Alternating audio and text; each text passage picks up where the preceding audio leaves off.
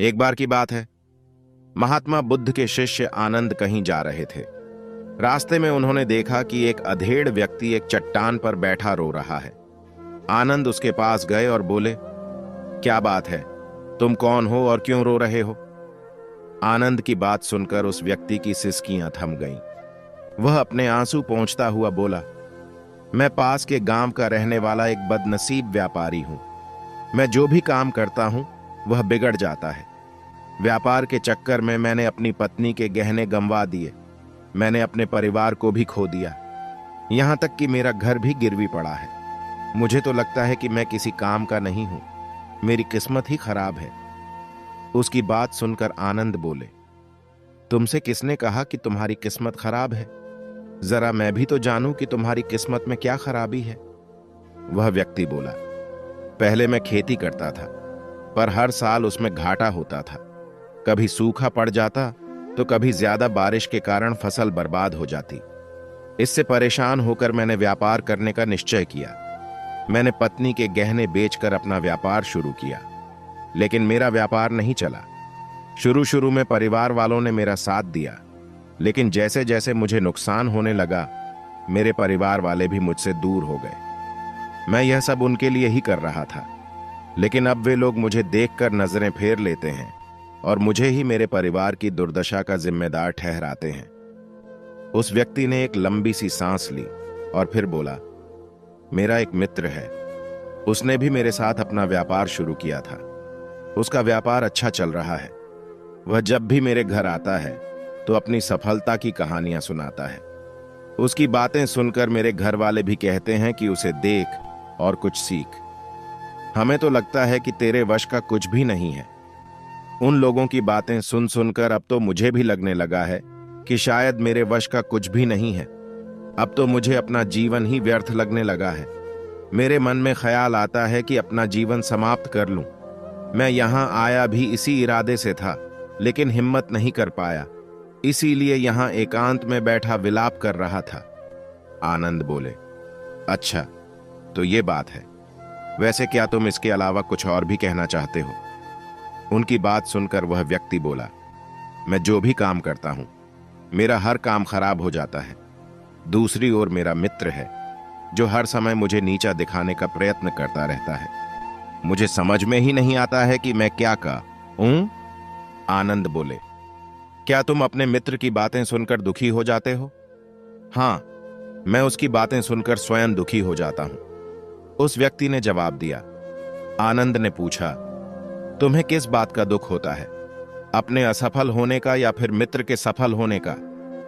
उनका सवाल सुनकर वह व्यक्ति एक पल के लिए सोच में पड़ गया।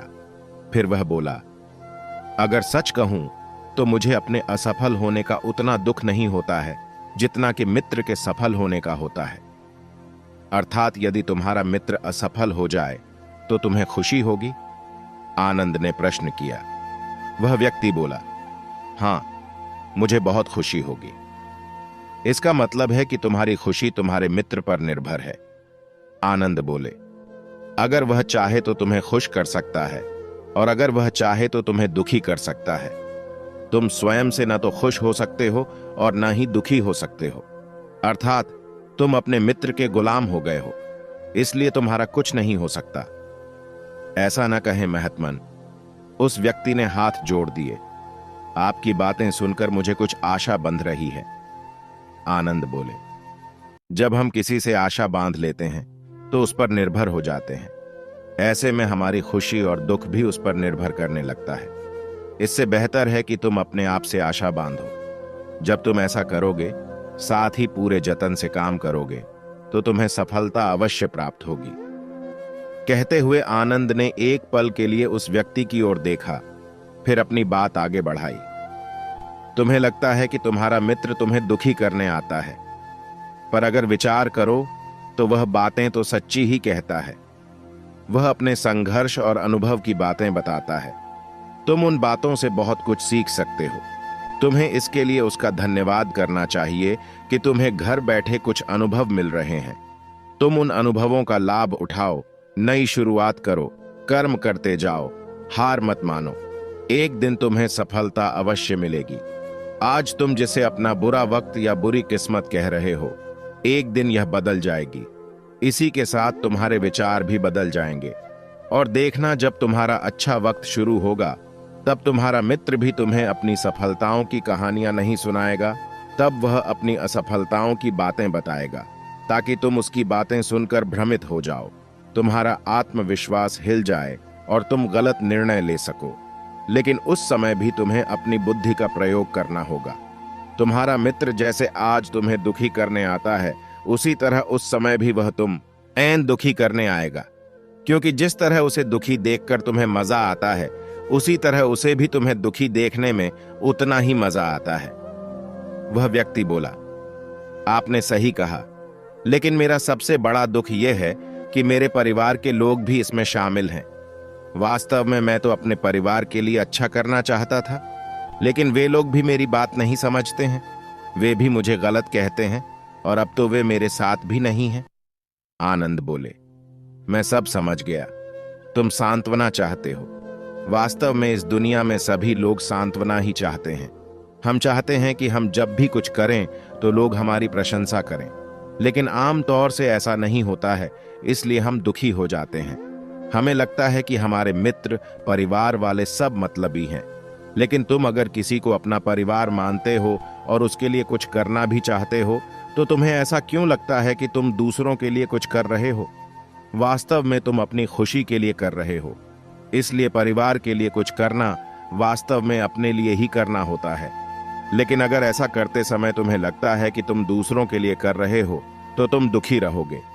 और अगर तुम्हें लगता है कि तुम अपने लिए कर रहे हो, तो तुम खुश रहोगे, क्योंकि जब तुम अपने लिए कुछ अच्छा करते हो या करना चाहते हो, तब तुम्हें सांत्वना की जरूरत नहीं पड़ती है। आनंद की बातें सुनकर उस व्यक्ति के चेहरे के भाव बदल गए। वह बोला, आप सही कह रहे हैं, मैं समझ गया हूं। अब तक मेरी किस्मत खराब इसलिए थी क्योंकि वह दूसरों के हाथ में थी। अब मैं अपनी किस्मत को अपने हाथ में रखूंगा। मैं फिर से प्रयत्न करूंगा, पूरे मन से काम करूंगा, और जब तक सफलता नहीं मिल जाती, चैन से नहीं बैठूंगा। उस व्यक्ति की बात सुनकर आनंद मुस्कुराए और उसे एक छोटी सी डिबिया देते हुए बोले, इस डिबिया को हमेशा अपने पास रखना। इसमें एक ऐसा राज है जो तुम्हें बड़े से बड़े दुख से भी बाहर निकाल लेगा।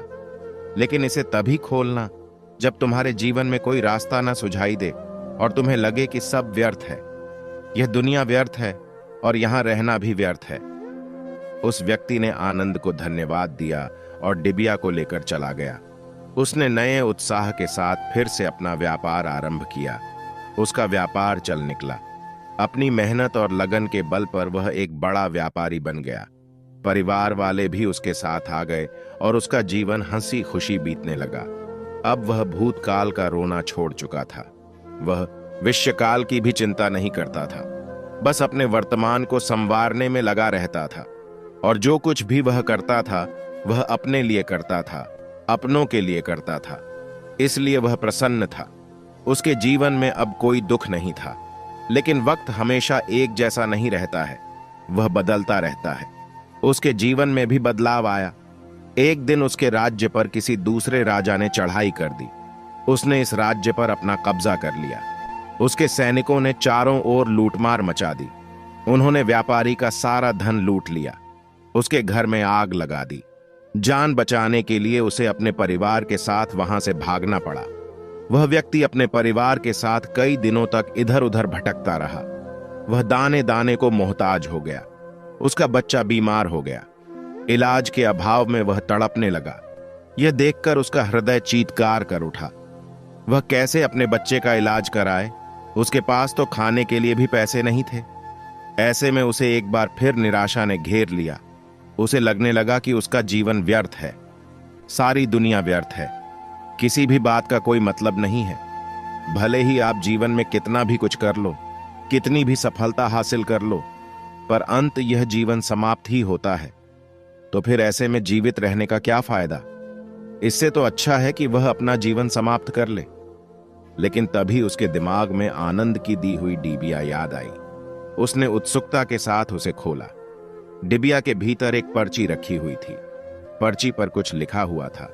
उसे पढ़कर उसकी आंखों के आगे छाया निराशा का अंधेरा छंट गया और वह मुस्करा पड़ा। पर्ची पर लिखा हुआ था, यह समय भी बीत जाएगा। उसने डिबिया को अपनी मुट्ठी में भींच लिया और एक नई शुरुआत के लिए उठ खड़ा हुआ।